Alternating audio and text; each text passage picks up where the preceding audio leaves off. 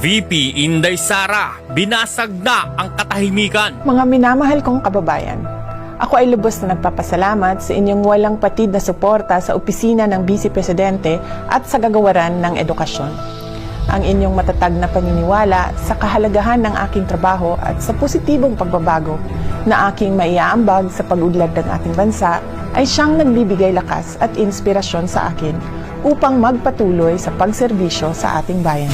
Nagsalita na, issue sa confidential fund, hindi na napigilan. Naiintindihan ko ang inyong pagkadismaya at galit hinggil sa mga issue tulad ng pakikialam sa budget at usapin ng confidential fund. Mga hamon at pamumulitika kay VP Sara, apektado ba?